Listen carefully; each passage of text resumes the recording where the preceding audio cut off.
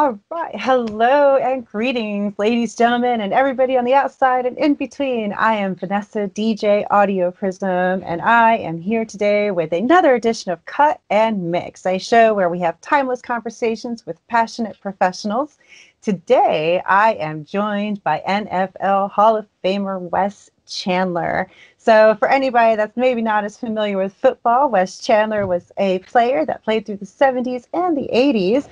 He was, let's see, I want to make sure I say this right, selected to the Pro Bowl 4 times, ranked 12th in NFL history in receiving yards, and 13th in receptions when he retired. But of course, he did not retire from football, period. He actually went ahead and developed into being a coach. And then since then has gone on to establish a couple of organizations, one that is geared towards up and coming players and people that are also passionate in their growth about football. And then one that also deals with traumatic brain injury, which is a situation that we see a lot of our older football players facing towards the end of their career. So first and foremost, Wes, thank you so much for joining me today and weighing in with your life experiences. Wow, that was very impressive. And thank you, Vanessa, for having me here. It's such a pleasure to be here with you. Well, we have been looking forward. Well, I've been, obviously personally looking forward to talking to you for weeks now. And we had a little interesting initial conversation, which gave me even more background than the stuff I can find online, which is always kind of my preferred thing. You know, I want it to be something where we're just continuously sharing, not just how you got, not just where you are, but how you got there. So, Wes, you grew up on the Atlantic coast of Florida. So what was it like for you growing up? Well, I grew up in a small town, New Smyrna Beach, which is just about 8-10 miles south of Daytona Beach, Florida. And it was different because at the time I was growing up, we were still dealing with segregation and the likes thereof. And growing up in this small town in the South, of course, it had its issues, just like all small communities back during those times, coming out of the 60s and rolling into the 70s, where all of a sudden, as a young kid, life is before you. That window, that picture of what life really is about, true life as you live it day to day, is just before you. So for me, it was great on one hand, the fact that I could run to the beach, growing up on that string of beaches on the East Coast, Southeast Coast. And unfortunately, I lived across the track, which basically in a small Black neighborhood, and growing up during that time of segregation and what have you, it was really difficult. Now that took a big change for you when you hit about 7th grade, and you were actually one of the first classes in the desegregation efforts. How did that affect how you went to school and your life overall? Well, because growing up in the South and in that neighborhood, basically it was a village raising kids, not just a single child, but everyone was looking out for everyone's child or their kids. And if you were somewhere you did not belong, basically they had the right to discipline you, take you home, tell your parents what they did, why they did it, and they were correct. You were wrong as a child. So I went through a lot of that during those times, but you know, everyone knew everyone. So it was really hard just to try and do something, get away with it. And as a child growing up, you know, your life experiences is what makes you and rounds you out to the person that you eventually go on to become. So I think some of my growth may have been stunted for the simple fact that I had people keeping me from doing certain things. But in the end, I would say that I never thought that I would be one of those in the first class to experience going to school now for the first time where segregation was taking place. So now it's integration, and all of a sudden I'm 7th grade and I'm having to go to a new school, not the one in my community, but across the track in someone else's. And even though I was going with a lot of my friends that I grew up with in elementary, and going to this was going to be different for us. It was going to bring about a change. The fact that I think that we wanted to stay where we were, a lot of people didn't want us where we were going. So how does that play out? And how do you identify with leaders, more importantly, to help you with this transition? I'm speaking of teachers, coaches, and people that you grew up with. How were they going to, as a school board, have children be transported to a different institution without the supervision and guidance of those that they knew that would help make this transition take place? A lot of the teachers that you were going to expect to have in your middle school grades were not at this institution. So they were new teachers. Very few of the teachers that we grew up with that were having an expectance of an all African-American, all Black school was not there. So that transition in itself to get comfortable in going to class, and the fact that you were a few miles away from home because the city itself was really small. Yet when you're 4 miles away from home, it's kind of hard knowing that now eventually there's going to be some tension. And with tension comes the fact that, well, I'm where I don't really belong. This is not my community. This is not my neighborhood. And the battles of trying to get back home sometimes was not the easiest. Starting at school, after school, the bus transportation on the bus, because that too was integrated for the first time. And as a young 7th grade kid, you're lost. You're lost in the balance of how do you balance this? How do you view what you want to become in your life and trying to move through this? There was not a lot of ambitions placed before you during this time.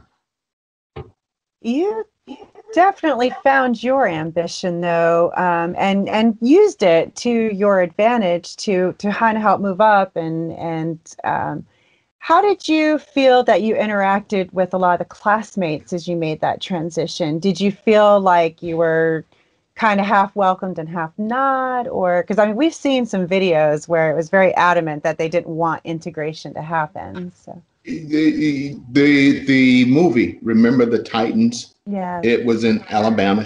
Took place there. Well, basically in the South where I was sort of similar. But at the junior high level, we had a chance to sort of, I guess, experience it for the first time. Wow. At that level before the high school issues would ever come to pass. But at the junior high level, it was half-heartedly. Some people want you here, some people don't. Depends on your upbringing. It depends upon, the morals and values in what you have, what's placed upon you. It's all of those things. And it's asking, 14-year-olds to actually put this together and go out into the real world and actually fend for themselves, good, bad, or indifferent. Not because it's in your heart, but it's because what's been expounded upon you, instilled within you, not what you feel. It's your grandparents, it's your great grandparents, it's your parents, it's your siblings, how they feel about all of these issues that are faced before a country that was so clearly divided. And so sports became the actual escape, so to speak, or the exit strategy for me. Okay, that's what I was going to say. It sounds like, sports were kind of, a way for you to focus on moving forward without, so much of the background noise, maybe. Probably because of the team camaraderie. Did you feel like the team was more accepting than maybe other regular students? I think because the coaches tried hard because it was about winning. And the one thing that I've learned to this day that's really common globally is everybody loves a winner. And I think because of that, and especially in sports, it's really expounded, right? Mm-hmm. If we have a chance to win, and if it's this particular player that gives us the best chance, then certainly all of the other things become minor in the eyes of many, because he's our guy. You don't get the right to treat and or talk to this guy that way and in that manner, because he's ours and he's doing great things for us. And so in your mind, you know that one is wrong, two is not what I'd like to be seen or viewed upon as. But thirdly, it's now opportunity to ease the tension and utilize that platform to not just ease that tension in the world of sports, but in the institution itself, in the school itself as a whole. Because now when you're a star player, so to speak, and everybody recognizes you and recognizes who you are and you have a voice, now that voice has an impact on how people treat one another. When they see what you do, your interactions, and the people that interact with you, now you can put that onus on others to treat everybody else as fair and equally as possible. Now you started, like you said, in middle school is when the integration started. Did you see an appreciable difference in attitudes from the time that the integration started versus when you graduated high school? When I graduated high school, I could do no wrong, but there was one incident. Okay. You know, I grew up, I came from a separated family, of course. Unfortunately, and at one time, my grandfather was very disruptive in my life, probably at a time in which he needed to be, because I recognized, to the point that I was speaking of, that I felt I was a pawn to a degree, something that people love, which is sports. And even though I was a young kid, the transition from going from middle school to high school, all of a sudden it reared its ugly head again. Well, we want you to play for us. We know you that was this decent player, this good player at the middle school level, and we want you. Well, no, you can't have me. Because what happens as you grow and mature physically, mentally, you know, that comes along with growth and development as well. And so my mindset was starting to have more of an independence of, you know what, I don't have to do this just because, or just to make friends or get along. I'll do this if I choose to. So I quit. Let me say it in a better term. I walked away, because I just didn't feel that was for me. And I did not want someone telling me that that I could play varsity football versus my own choice. But my grandfather had greater ambitions for me to get away from the life and give me a better opportunity that he foresaw that was available to me. And he said, no, you're going back. You're going to play. And you did. And I did. And I did. And so by the time I left high school, I was 300 scholarship offers, and I was, you know, it was sort of household. I played 4 sports. Football was not my first love. It was actually my third. I loved baseball. I loved basketball because I played them both in high school. Excelled in those sports. But in the end, football it seemed as if it had a hold on my family, a hold on everyone around me except me, for sure. But in the end, I ended up going to the University of Florida. I was told I was too small by Bethune-Cookman College. Believe that or not. And I had always had my eyes set on the historical Bethune-Cookman College. I was so hurt and disappointed, not realizing that the difference when you view the schools as NAIA Division III, Division II versus the University of Florida at that time. And unfortunately, I went to Florida and I went right into a situation that it too was just going through integration in 1969. So I was I was the first class following a graduating class of 4 to 5 years to go to the University of Florida. Ooh, so yes, you got to kind of be right there at the forefront. Yes, they're just this like, oh, all we're over not done again. with you yet. You're the harbinger of change, right? Yes. Oh, wow. So when you graduated, you had tons of offers on the table. I'm sure Grandpa was sitting there going, "Now see what I told you," kind of sitting there going, Yes.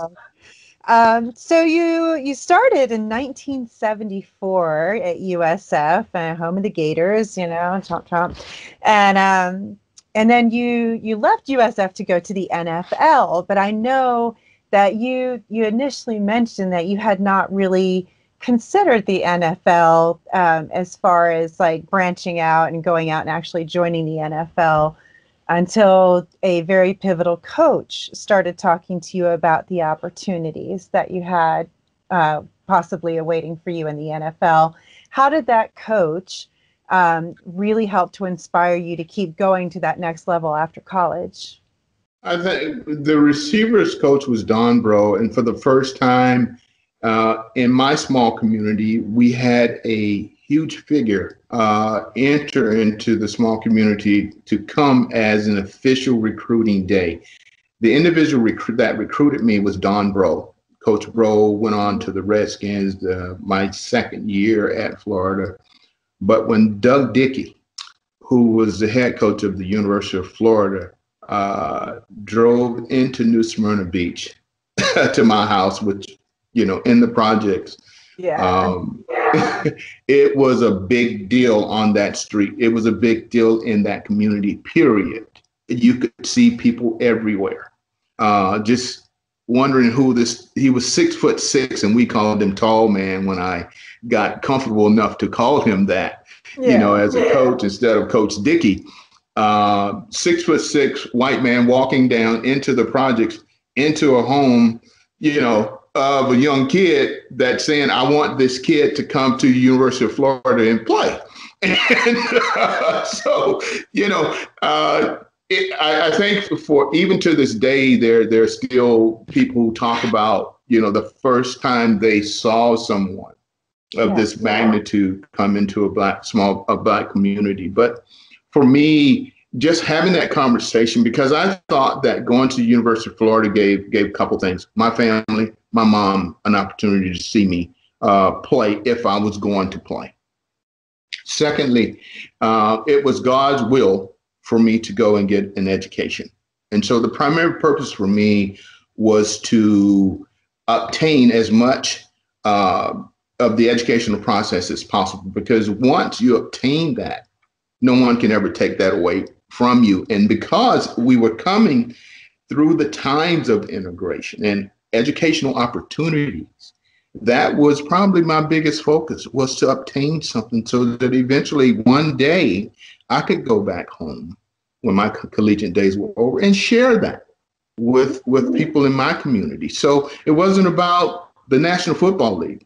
But then one day someone said to me, this kid right here, and it happened to be Gil Brandt of the Dallas Cowboys. He was coming down and he was looking at all the players, potential athletes, and I was an underclassman. But he says, that guy right there has what it takes to be at the next level. And again, it's been as humble as I was, humble beginnings. I still didn't understand what he meant. I didn't know what the National Football League was. All I know that is on Sundays, I would lay down in front of the RCA and watch the Miami Dolphins and Paul Warfield, who I idolized as a wide receiver so much. And the Dolphins being in Florida was the representation of Florida until the Buccaneers came along. But that was sour stings because the Buccaneers were 0-14, had not won any games at all. And so it was like a sour taste. And then I had this conversation with Mr. Brent, and he said, young man, God has really blessed you with something. And at the end of the day, I truly believe that you're not only the best player here now as an underclassman, but in years to come, you will make an impact for yourself and for your family in the national football. See, that's incredible. I love it because sometimes people see things in us that we don't necessarily see, but it's just because we don't know to look for it. That's a fact. Yeah. My high school coach, even who had the experiences of being a coach in the National Football League, a scout in the National Football League, said to me, he said, I see things in you that you don't see in yourself. And the thing that I can appreciate is the fact that while you may not appreciate this today, later on in your life, you will come to appreciate what I see in you. And that's the reason why I'm so hard on you. It's not to make you want to not be a part or participate during these tough times of integration, but it's because I see the value that you have. And this value is not for you.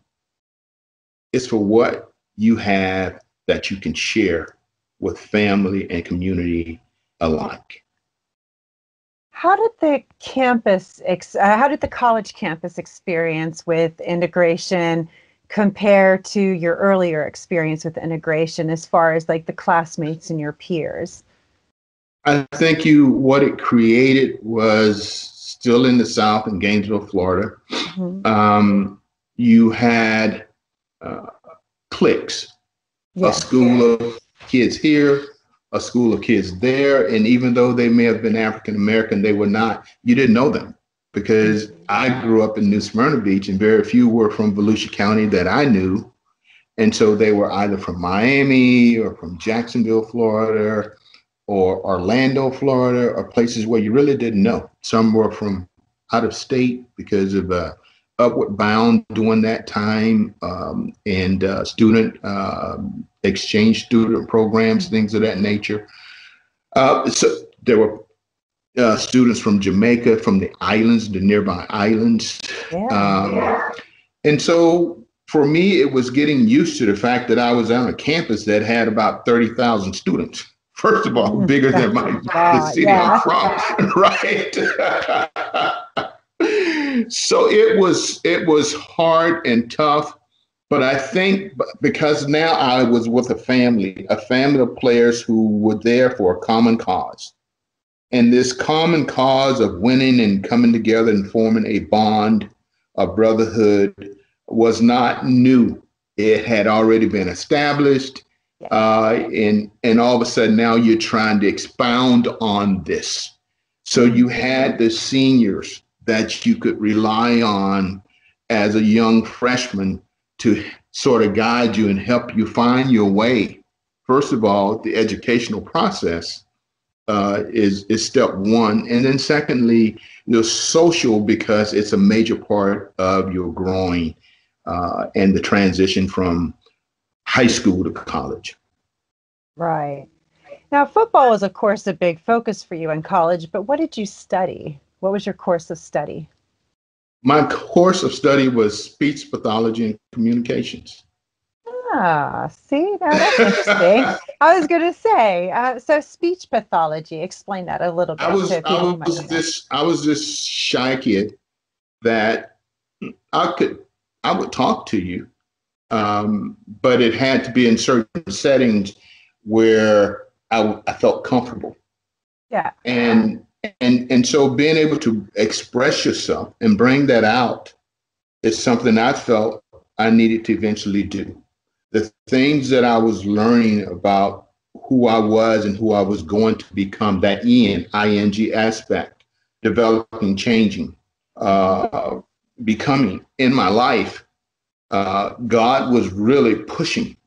And I knew that if I was going to ever have a voice of reason for people, to represent them, to have others listen on their behalf, etc., and even my own, I needed to learn how to present me.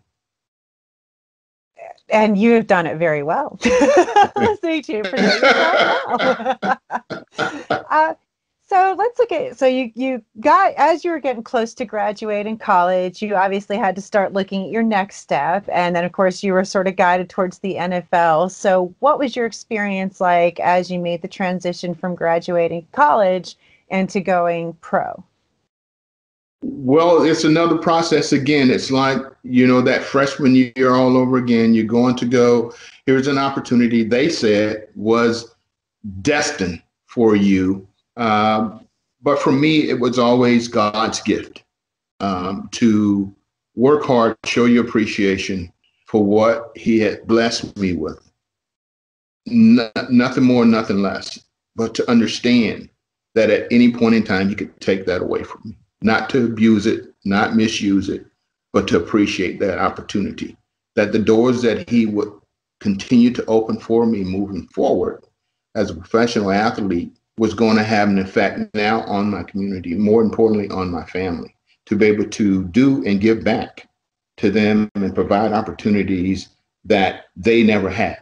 And especially my mom, the village to raise a child, to make sure that I had clothes on my back and food on the table during those tough times when I was growing up as an adolescent and didn't know what the next meal was going to be. Didn't know if I was going to have school clothes at the start of the school year, or nonetheless, the materials to go to school. So that schooling was huge for me. And it affected me in so many different ways that's why the greatest accomplishment for me was being a two-time academic All-American.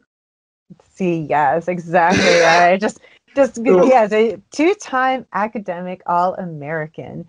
Wow. And now was that in high school, college, both? College. I was an All-American in high school, but academically, when you get to the university level. Okay, got it. Sorry, for anybody who hasn't followed me greatly, I kind of sort of did the college thing, but then, I my life took me other directions. So sometimes I'm like, yes, explain this to me, this thing of which I did not actually finish. Okay, so you're getting ready to graduate. Now, when you graduated high school, you had like those 300 scholarship offers. And so now you're graduating college. And what do your prospects look like now? Now they're the top 5 teams in the NFL draft.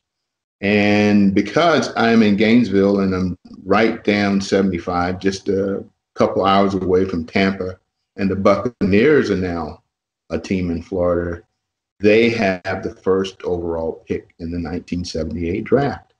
Ooh. And the buzz is, well, he's right down the street.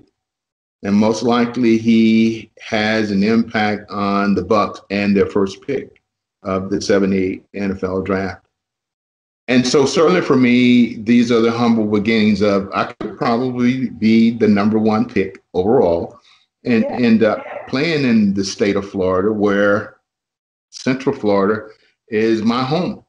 But yet Tampa Bay decided they had other things they wanted to do with that pick. So my visit there was great. The number 2 pick was Kansas City. I had never gone to Kansas City before, so when the pre-draft visit, it was too cold for me. Yeah. And my agent said, my agent, who happened to be my high school coach, became my agent. He said, "What do you think?" I said, "It's too cold. I could never." He said, "That's smart because you're a receiver and you're going to have to use your hands." But the thing was, Len Dawson, I grew up watching the Chiefs and the Dolphins and so many of the Thriller games, Len Dawson, and then to have Otis Taylor, pick me up from the airport. He was an idol too. He was a wide receiver and I just loved his play, right? And I was just chomping at the bits because it was OT, right? Just right there, just live before me. And but then my agent said, "Hey, this is something now we have to make sure that the strategy is right, even though you love OT."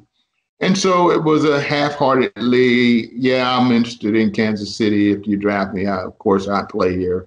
But then the 3rd pick was the New Orleans Saints. in the South in the Superdome. I had played in the Sugar Bowl while being at the University of Florida. It was ideal situation. It had Archie Manning. And so it was like, this is ideal. Then the fourth pick was Buffalo, Green Bay.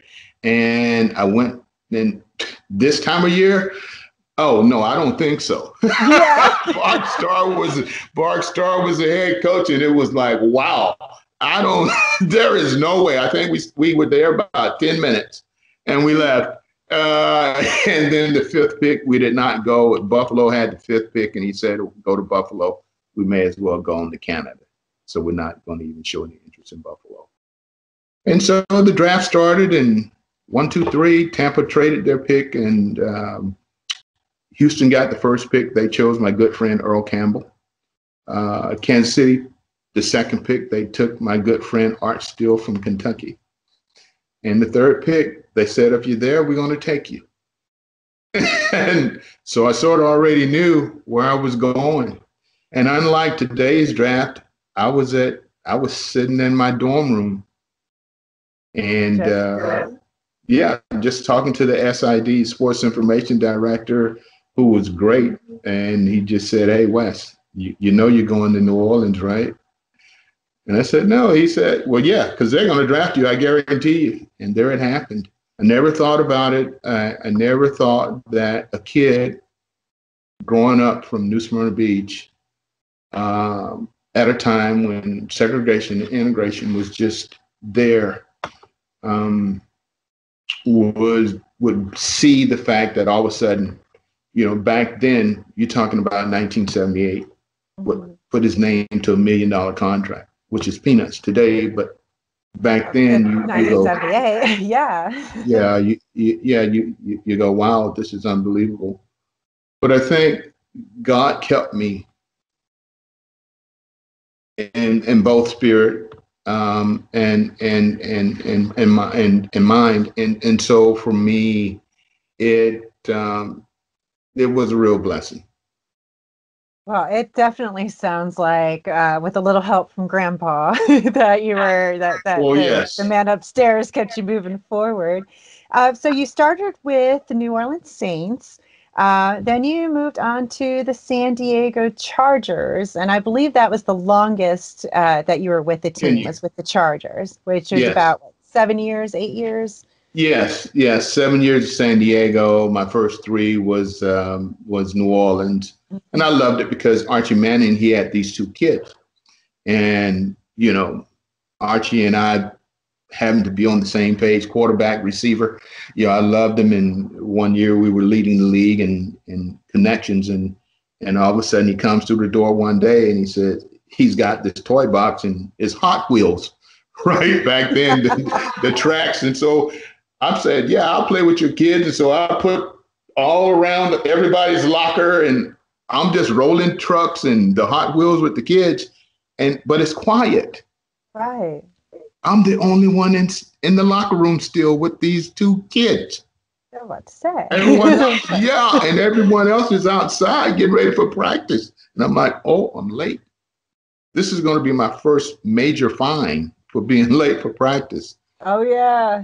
So I'm getting ready to go out the door and the 2 kids are walking out with me. And when I walk out the door, they see that it's Archie Manning's 2 kids. And one happens to be the 3-year-old Peyton Manning. So there you go. So I just, I get an exemption today. Exactly. It's like, hey, we've got a little football royalty coming up here. Yes, he's coming. He doesn't know it yet.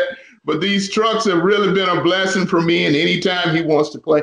And I did. I played with him for the years that I was there, and I had the time of my life.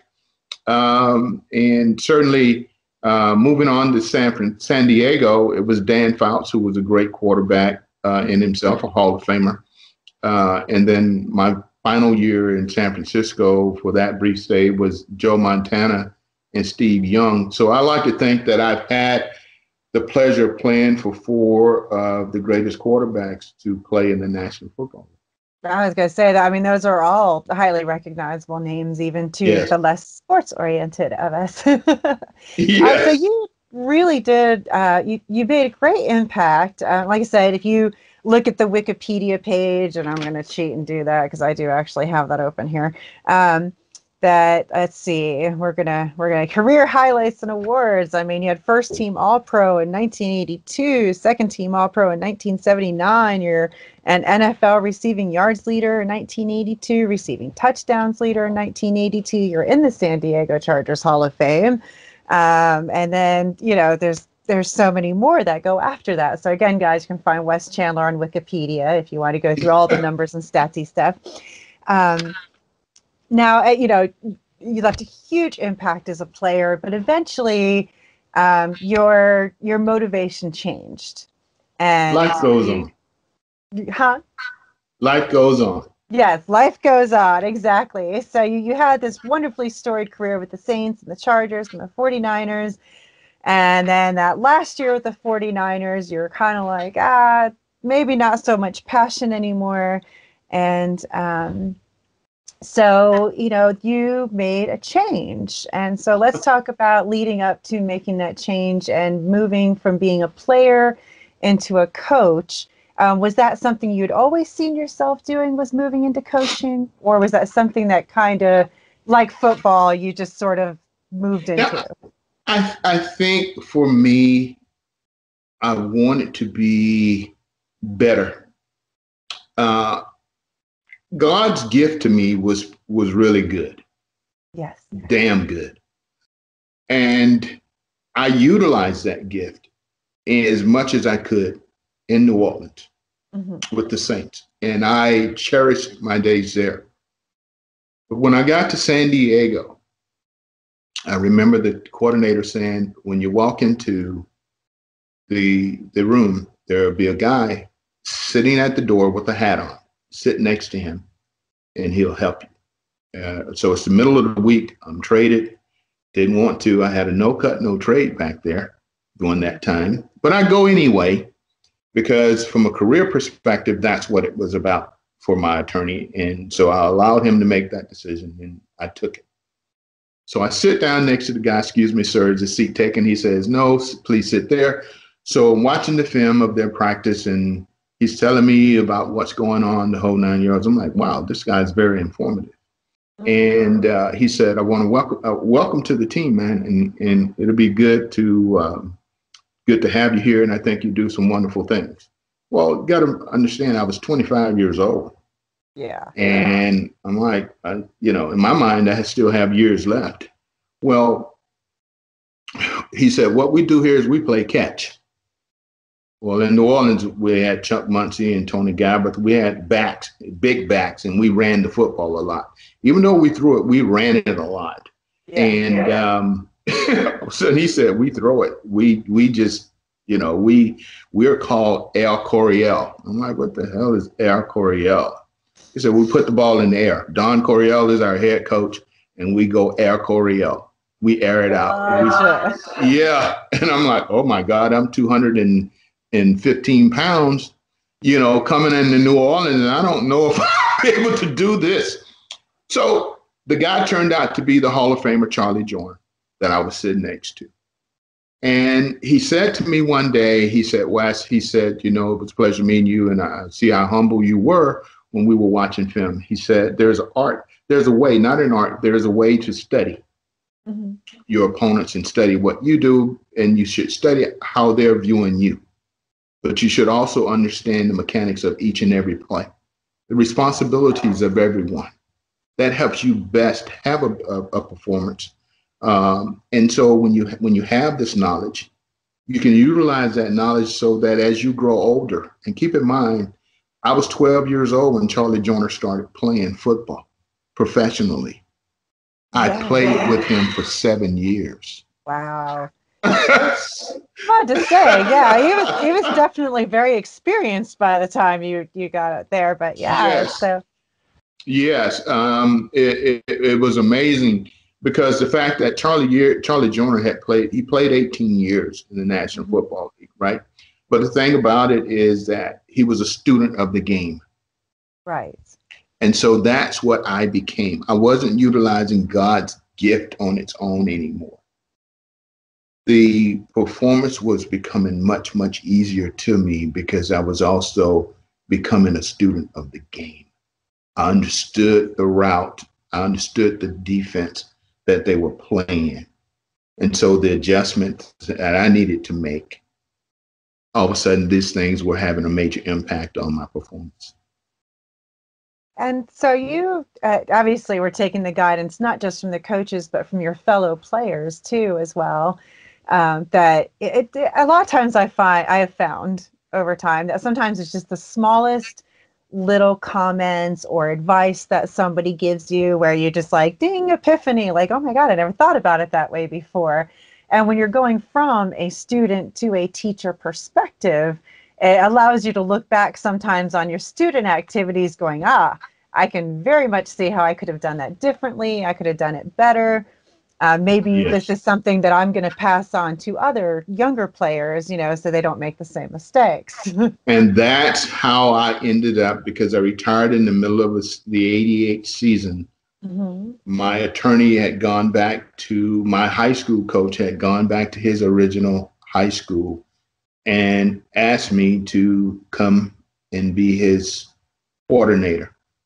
Right. And so I did, but all those things and the very thing that you just touched on was the emphasis of me giving back, giving them that educational process of how to be better players. You don't have to be the biggest, the strongest, or the fastest. Mm-hmm. But if you have the mental capacity, now you can compete. And that's my love of teaching the game. It's no different than a classroom teacher. I'm teaching X's and O's.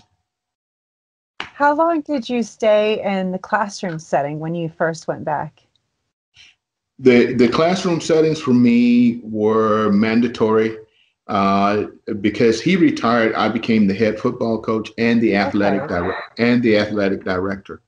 And because that educational process was so important to me, none of the athletic programs at Father Lopez High School in Daytona Beach, which was a preparatory school, they could not participate in any sports until 1 hour and a half had passed after the school bell had rung. They needed to devote that towards the educational process. Let's get our homework done. Let's not wake up early in the morning before school and say, Mom or Dad, I'm gonna get it done. Nope, you're not gonna go to bed tired, sleepy, and not able to do the homework. We're gonna focus on it right now, get it done. So therefore, you don't have to worry about it the next day. Okay. Yes.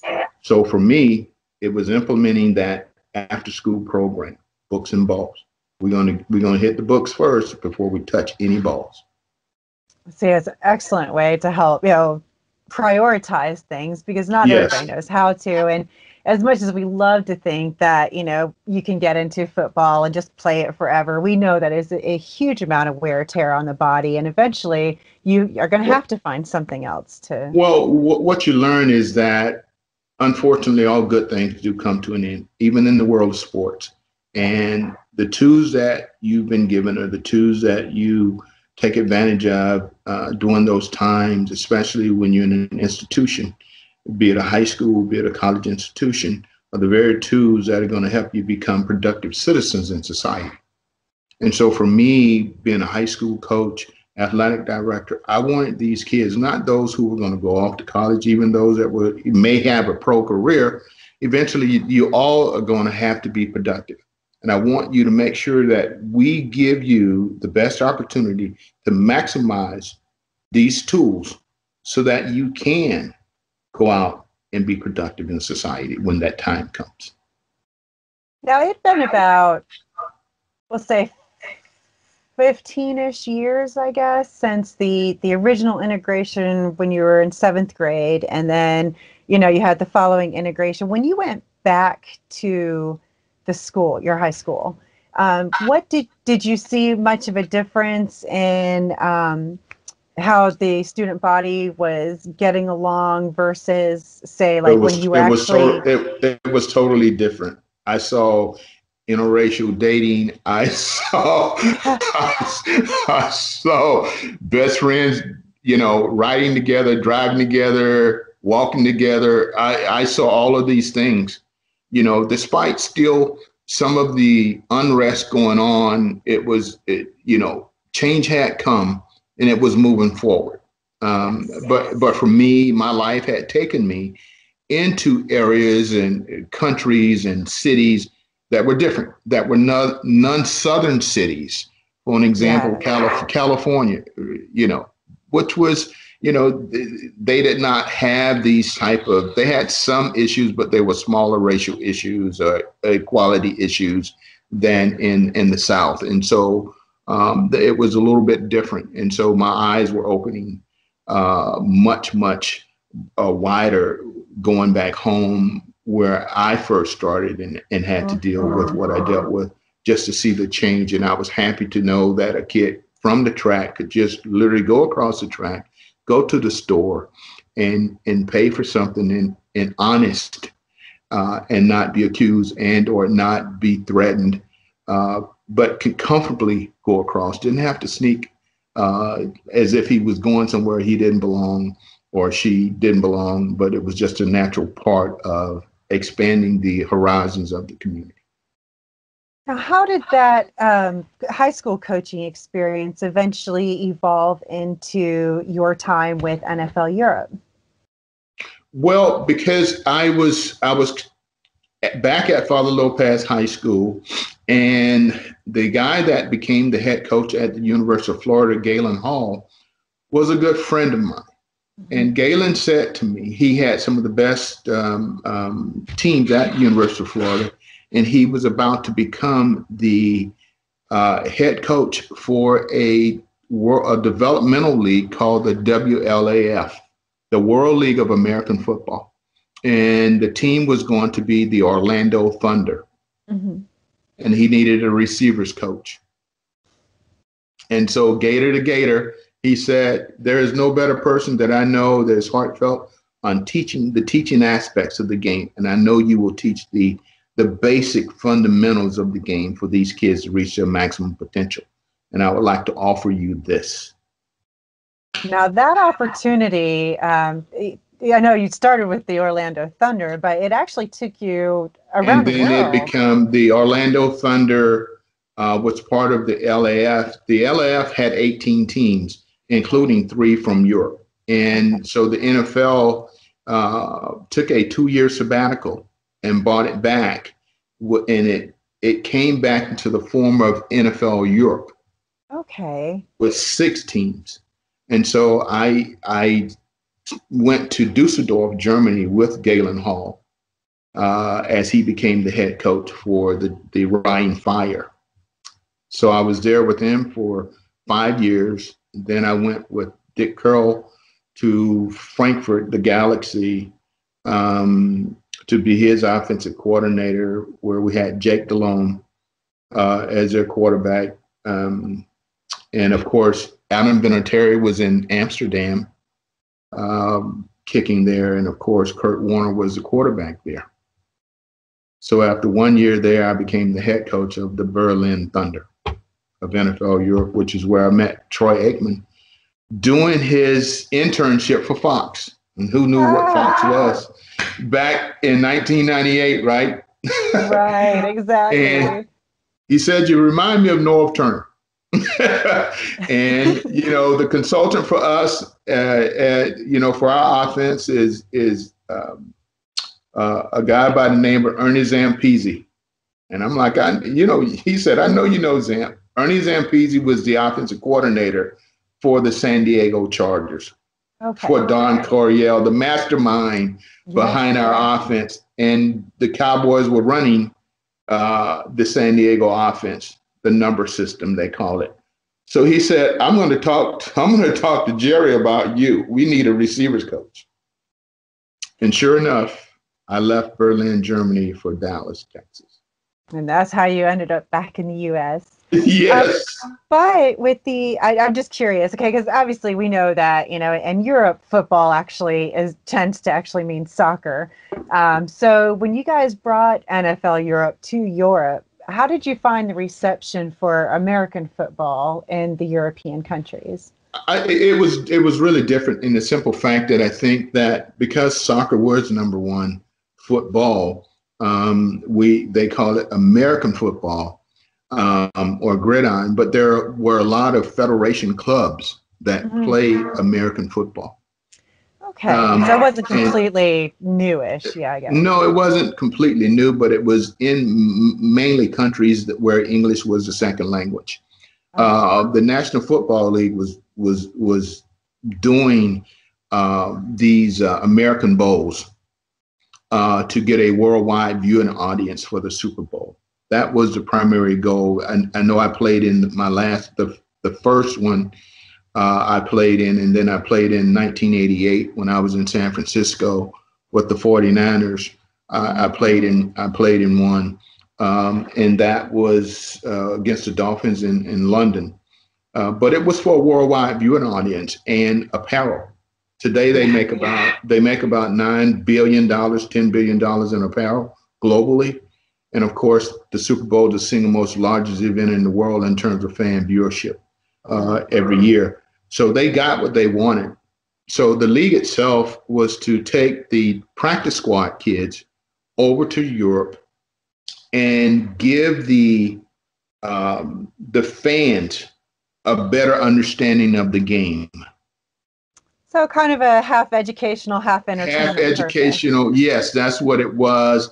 And then, of course, we had to have national players from the various countries based on population, to help make sure that we had butts in the seats and supporting base. But you learn so much because when I was in Berlin as his head coach, I didn't realize that the largest Turkish population outside of Istanbul was Berlin, Germany. I did not know that either. So I mean, you definitely learn something new every day. Yeah. But then I also didn't realize that there were 7 mafia groups in the rim of Berlin either, but now I'm here. But the education of, taking my kids to see the wall where the wall was torn down, all of that was huge for me and rounding out these kids' lives and showing them Hitler's bunkers and things of that nature and going to Checkpoint Charlie. As a matter of fact, I took them to all 4, Alpha, Bravo, Delta, and Charlie. And sitting in, for them. Olympic Stadium, I took them there to sit in Hitler's chair in that stadium as well. So it was an experience. It was mind blowing. I learned a lot. Learned how to speak some of the languages to communicate because in Berlin, the Turkish population was heavy, so we had to have 2 Turkish players. Okay, and then German. Of course, the German players who it was okay for them because English was a second language, but it's not in Turkey.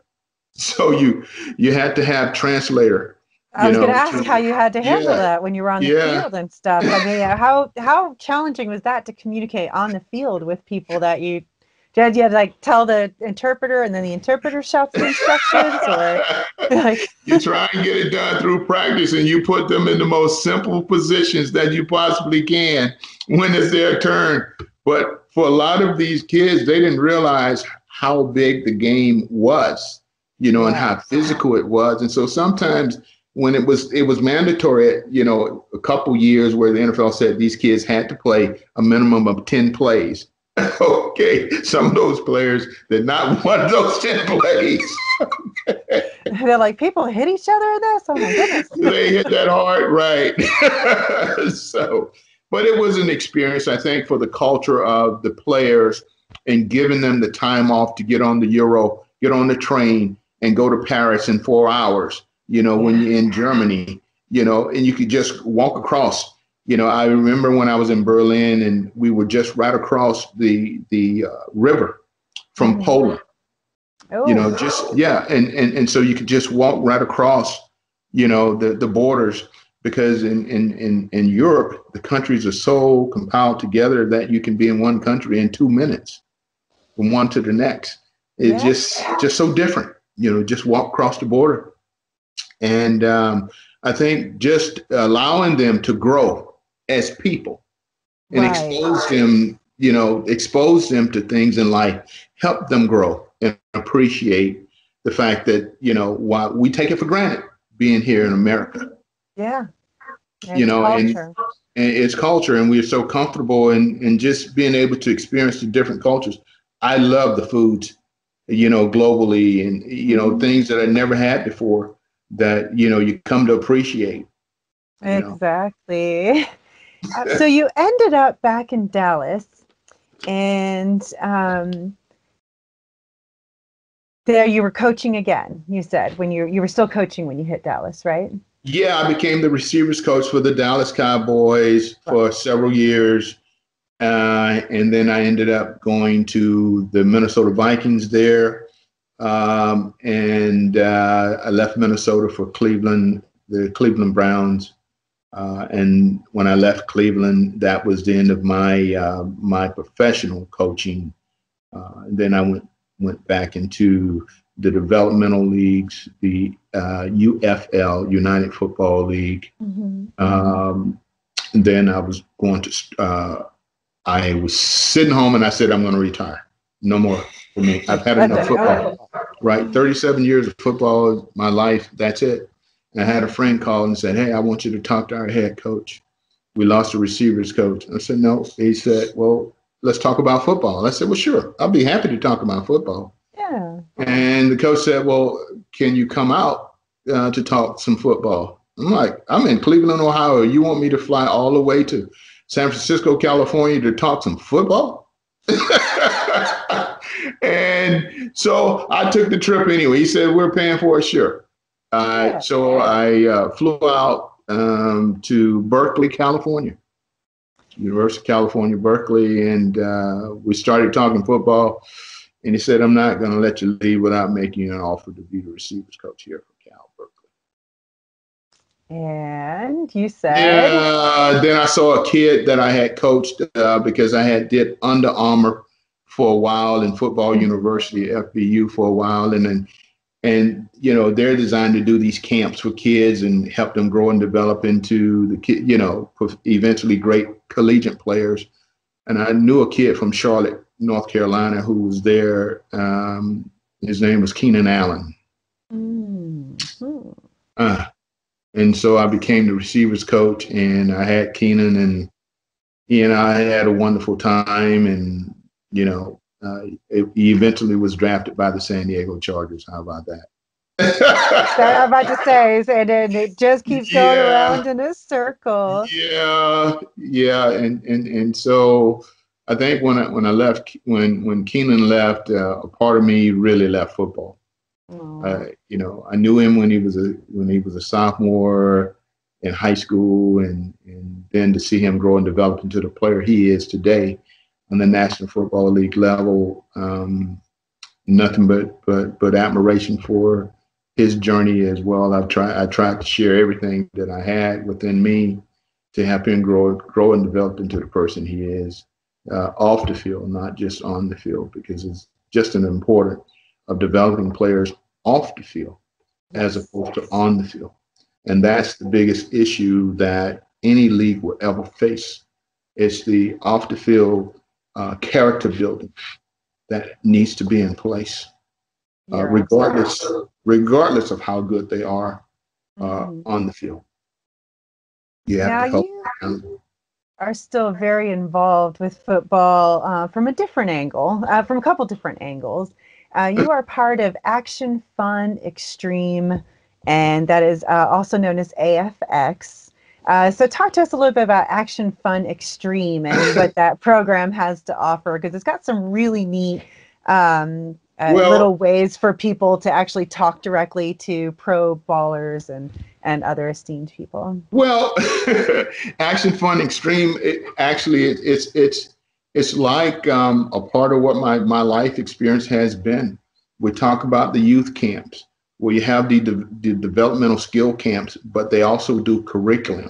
They do classroom with the coaches so that they can learn how to study. They can increase their football IQ, become better students of the game, right? And then you take what you've learned from the classroom to the field and you try and apply it through the basic fundamentals. So you have professional players who've played the game, the history of the game, prominent players that you recognize their names, teaching these clinics and these camps on a global scale, not in the US, but globally. Right. Okay, because football is played in over 70 countries globally.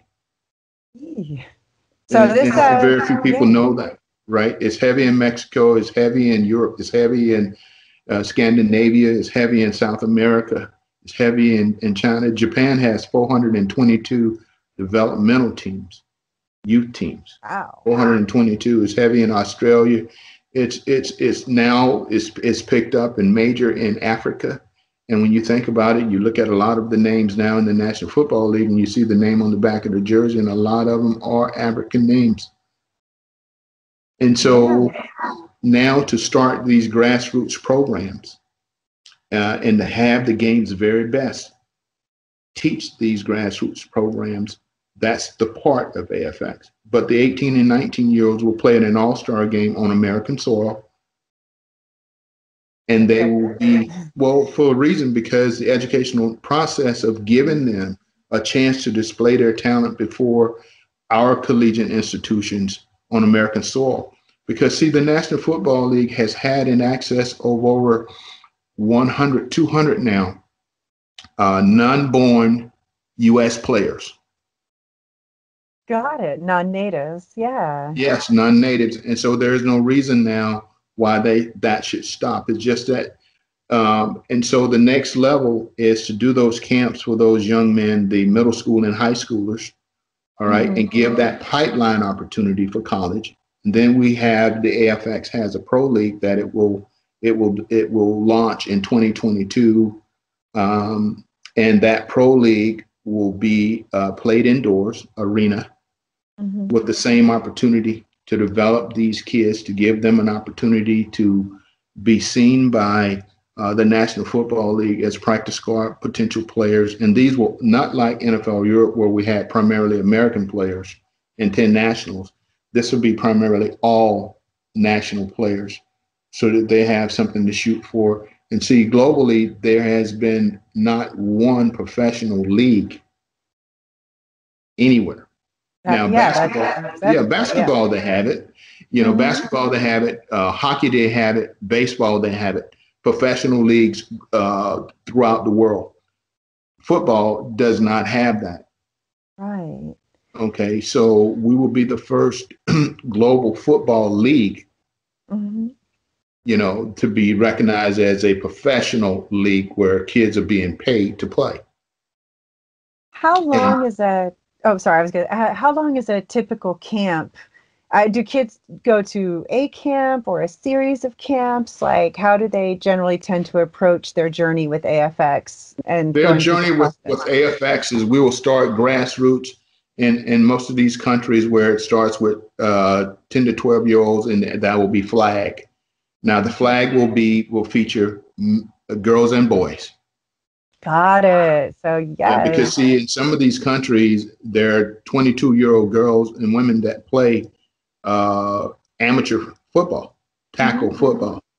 Okay. And so the 10 to 12-year-olds will play, and they will play when the league plays, the actual league. So when the arena opens on a Saturday and that game starts at 5, at 11 o'clock, there'll be some flag football games going on between those little girls and boys, right? Pulling those flags, but it'll be indoors. It'll be a great atmosphere. We're trying to create World Cup atmosphere because these are countries versus countries, which is a little bit different, right, than a city versus a city.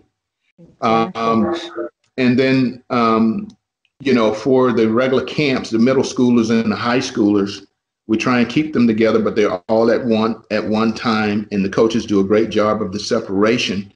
That will last for a weekend, but we will get to where we're doing 40 camps a year in different areas, in different places, every year. Okay. And that'll be all around the world. All around the world, yes, all around the world. We're slated to do right now 5 camps in Mexico. God willing, this fall, providing the pandemic has slowed tremendously enough for us to do the social distancing. So that's why it's in the fall. And then certainly by the time we get to a year from now, January, we'd have gone to Sweden, France, the Netherlands, Germany, Slovakia, Norway, as well as Austria, Vienna. How do kids get involved or apply to be part of AFX? Well, if they are formed, if they're globally, they can go to www.afxentertainment.com. Yes, and they can register there. We're going to create a AFX channel where there will be legendary coaches talking about the position that they coach and teach. Mm-hmm. And so these kids can register and they can attend these things live and participate, and they can get these the instructions, fundamental instructions downloaded as well. It's like creating Huddle, your own little Huddle account where you can get all this information, as well as and coaches can do the same, because see, globally, football, American football or gridiron is an American sport. Right. And so we have foreign teachers who are teaching it to these kids. But what better place to learn than from the homegrown people that are part of the history of the game? So we have coaches clinics as well, foreign coaches. See, that's we will have dance, but we will also have dance. We will also have cheerleaders. We will also have officials. We will have it all at AFX. It's an excellent endeavor, and I love that that you're continuously reaching out now to the world as a community. Like at first it was, let me go back and help my community, and now it's, let's see what we can do to affect communities around the world. And so that would also bring us to what we have to look at is the other end of football and organized sports, which is, as you stated earlier, you've got gridiron, tackle football. We know back in the 70s and 80s and well into even the 90s and 2000s, I mean, it was pretty brutal out there on the field. I mean, you can watch videos where it's just like, ooh, bodies twisting how they shouldn't and people getting hit really hard, sometimes by multiple people at once. And so as you've gone through your career, you've obviously seen a lot of that physical impact, and even some of it's affected you. And one of your other organizations deals with traumatic brain injury, and that's WCTU. Did I say that right? WCTE. WCTE. Yes, it's WCTE. Sorry, I was looking at the wrong thing. WCTE. That's okay. So let's talk a little bit about your experience with traumatic brain injury and how it guided you towards now looking at this other part of your profession and what we'll say is, a possible end result of it and how you've seen it affect other people in your field. Yes, WCTE is a biopharmaceutical company that our focus is on therapeutic solutions for traumatic brain injury or CTE, chronic traumatic encephalopathy, which generally has come in the form of repetitive head trauma. And football is the one sport of all the sports that has repetitive head trauma. And over time, this head trauma leads to CTE, which is nothing more than an accelerated form of Alzheimer's. Now, it's also common in soccer. It's also common in the military because of the concussive force of bombs going off near our military veterans. And certainly in boxing, it's been going on since 1928. It's called punch drunk syndrome. Yeah. Because of the repetitive blows. And of course, now you can factor in MMA, UFC, all of these things where you're receiving concussive force to the head, over time, eventually it will affect your central nervous system. Yes. That is something that you can see. You could see it with Muhammad Ali and so many other, yes, with Parkinson's and yes, and so basically, when you look back at what it took place from the National Football League, the first thing I will always say is I loved my relationship with the National Football League and what it was able to do for me, my family, and so many other people, lives that it afforded me to touch. But the game of football is it's not a candy sport. It is a violent sport. And there are things that come with it. In the end, has a dramatic effect, not just on the player's life, but his friends and his family. Because you don't know what the characteristics of some of the epidemics like ALS, Dwight Clark, San Francisco 49ers, Parkinson's, CTE, Alzheimer's, and dementia. This is what concussion was all about. If you had a concussion, here are the ailments that affect our society on a daily basis. Okay, and then when you start talking about the characteristics of some of these things that come from this, mood swings, memory loss, depression. Depression leads to suicide. You can talk about the movie Concussion and everybody there. I knew them as people. I knew them personally. I played in the Pro Bowl with Dave Dorsey. I knew who he was. Junior Seau was a good friend of mine. Okay. I knew Aaron Hernandez. He was a University of Florida alumni. And his brain he was 27 years old. But when Boston University performed the autopsy on his brain, he had the brain of a 67-year-old man. Wow. The aging process. And so for me, I had gone in a bank one day to do a medallion signature. And I was sitting there and talking, and of course, filled out all the paperwork. And now they have to go through the process of doing the stamps, getting the manager to sign off, and then after that sign off and recognizing, what the actual value of the stock is, then you sign off as final and it's recorded. Well, just in between the time I originally signed and then after the stamps, I picked up the pen and I went to sign and I could not write. And that was your first that was my indication first that something was indication wrong. that something was wrong. But the memory loss, it affected me since 2011, 2010. And of course, you play this gladiator sport, and naturally what you try and do is you try and play it off.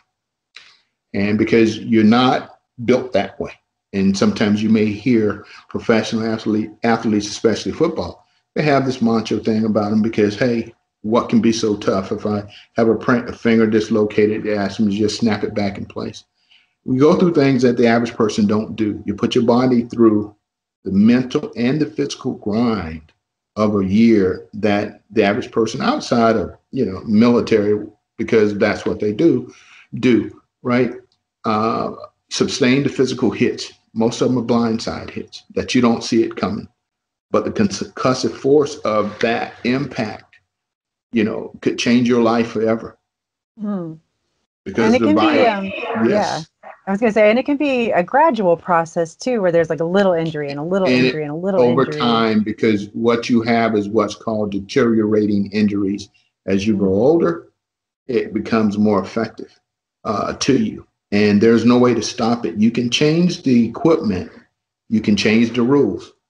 But every time a ball is moved by the center or kicked by a kicker, that's a green light for someone to get hit. Yes. Have you, what are the conversations that you hear around traumatic brain injury now versus maybe how you've heard those conversations evolve, say, over the last 20 years? Well, the difference is actually in the players. They're more educated today because it's coming to the forefront of what happened to players like myself and a host of players who were part of this litigation against the National Football League, and then the movie really blew it out of proportion. That was one of the reasons why the movie was, a lot of people didn't want that movie to be released by Will Smith, Concussion, because it's the actuality, and it's the one thing on the movie that you can pinpoint and say it was 100% on point. All right, to the fact that most women, most parents, most mothers don't want their child playing the game of football because of the violence, and eventually you could end up being this way. Well, because changing the rules and changing the equipment it slows down the process, but you're still going to get hit. Yeah. And because of that, what are you doing to satisfy the brain of this inflammation that's going on? It's creating inflammation of the brain. And that's where the problem begins. And as the inflammation grows over time, now the characteristics start to really come into play. The memory loss, all right, the erosion of the cells. And so what we are trying to do at WCTE is repair and replace. But we also have a preventative pterostilbin called neurostilbin, which is an anti-inflammatory that you take through your nose, through the BBB, the blood-brain barrier, to calm those things. So you can take this before an event. If you feel like you're participating in a sport or an event that has an effect where you could get some type of trauma, you can take it after. Even cheerleading, they have some of the worst falls that we know of. Cheerleaders do. And so they too are affected by this. But knowing that you have a preventative that actually is a treatment, a therapeutic treatment for the brain, now allows a parent to say, okay, I'll let my son or I'll let my daughter play. Because soccer too. I mean, this ball is pounding and you think it's okay, but at some point, and then the falls and the trips, as you see, eventually, it has an effect overall. So knowing that we can have a preventative, and then the stem cell eventually as part of our R&D, research and development, to eventually find a reversal to help cure this. But we currently do have a stem cell at the that's from the University of Miami, a FDA stem cell bank that's in a phase 2 at Harvard and Stanford, and a phase 1 at the University of Miami. And that can be used under rights to try. You're definitely working with some top tier educational institutions to help, make this a reality and really put a lot of research behind it. Are there other football players or coaches in your field that are helping you assess your endeavors? Yes. I have. Matter of fact, I have. I'm about to upload a video of a former WBC heavyweight champion female. On our website. I have several former players on the website who have gone through memory loss and issues currently. And then on the website also is the science behind WCTE, the scientists and some of the doctors behind it that talk about the stem cell and talk in depth detail about the use of stem cell, and talk about also the formulation and the manufacturing of the neurostilbin, which is our preventative that can be used and that's available currently for clients to use at WCTE. Well, how has any of these therapies helped you, or have you had any noticeable since taking the neurostilbin, I've noticed a change in my energy level, 2, my awareness, and 3, more importantly, my thought process. Where I was the memory loss for me, I have what's called also Parkinson's tremors in my hand, and so I've learned how to utilize my right hand to work through, to do the day-to-day from a business perspective. But my hand does not burn like it used to. And I don't get that nerve jolting feeling all the way up into my chest area from when it originally occurred. I thought that maybe my hand's asleep when it first happened, and I'll just go home, sleep it off. In an hour, I get up and I'll be able to write again. Well, 3 months later, I could not. Yeah. And so I got into depression. I was going to ask you how much research you had done. So the Parkinson's incident, and then the ensuing months after that. How long did it take before you started actively looking for the therapies, or was that something you'd already been investigating? Originally I started with a company with some friends, some partners called Tiva Bio. And Tiva Bio was to be a cannabis oil company. Okay. Hemp-based products simply for medicinal use, not recreational, medicinal. Mm-hmm. And that was all I knew, was an opportunity, because I know so many players that through the tough days of a Sunday, they went home at night and they preferred to get into the marijuana as opposed to the opioids that they were being given from their doctors or trainers. Right. And it made them feel better, and it was more natural, and it didn't have any side effects. So fast forward for me, I had scientists who were great in the world of cannabis oil, and friends of mine. And so we started Tiva Bio, and that was the focus. So that was my only focus, was to try and find something from a cannabis oil perspective. Mm-hmm. In the world of cannabis, to help with the pain and to help with the ailments that I was dealing with, and to not just help me but my friends, because I was recruiting when Sal passed away. I just left. I had seen him 2 weeks prior to that unfortunate incident. And I know so many former players and teammates and friends who have teammates that are struggling with dementia and Alzheimer's. Yes. And so for me, it was, what can I do, knowing that I too suffer? So I started waking up every day. And if cannabis is not the way, what other way? And then I was introduced to some additional scientists in the world of therapeutics. And so that's how WCTE was born and formed, to be a therapeutic biopharmaceutical company, to try and do the IPs, to get patents, to make a difference in these lives, of a lot of these people who are suffering. Yes. And so it just seems like your life has really put you in a lot of positions where you were able to gather a lot of knowledge and turn around and use that knowledge to help others. Well, like with AFX, it's football, and I love football, and it's global. And I think that there are a lot of players who would like to have an impact on, because we see so many kids play the game, but they don't quite have the education. They don't quite have the skill set, developmental skill set. And so that's what we're doing. We're affecting them, because they have dreams.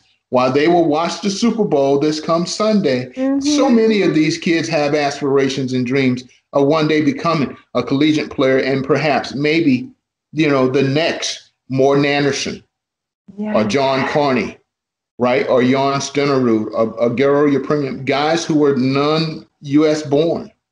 Yes. But be able to play in the National Football League. And if we don't have that foundation, chances are that does not happen. So that's what that is about. As far as the biopharmaceutical therapeutic effects of changing lives, making a difference so someone can have a quality of life. And for parents to have a comfortable feeling that, my son or my daughter can play sports, because there is a preventative out there. So when I became, and so to bring WCT and AFX together was my goal, because there was no way I was going to get involved in a football league without addressing the very issues that come from playing the game itself.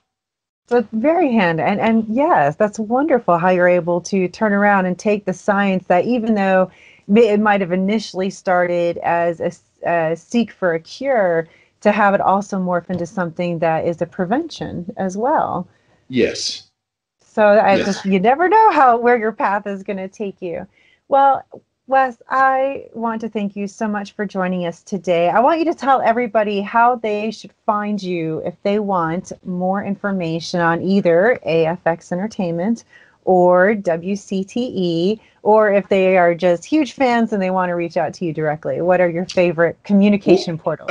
Okay, be more than happy to do so. I've enjoyed my conversation today with you, Vanessa. If they want to reach me personally, and if it's any personal request, they can reach me on Cameo. I was just uploaded under Cameo about 7 days ago. So I'm on Cameo. And if they want to reach me through AFX, they can go to www.afxentertainment.com. Or if they want to know more about WCTE, which also has products, including products for COVID-19, they can go to www.wcteinc.org. Exactly. Yes, and the science behind WCTE sits right there. Some of the testimonials, videos sit right there as well. Well, thank you so much for sharing your stories. And I am definitely going to be following the burgeoning growth of AFX and the International Football Leagues. I think everybody's really excited to watch the world reopen, and of course, sports are going to be a huge part of that, because I know there's a lot of people who have been really waiting to get back in those stands. But we have concerts after all of our games because we're in arenas. Yes, so you might as well use all those seats while you got them. Come join the party, right? Well, we're going to make sure all your information is posted, and I'm going to say thank you again so much for joining me today. Really appreciate it. It's been a real joy and pleasure.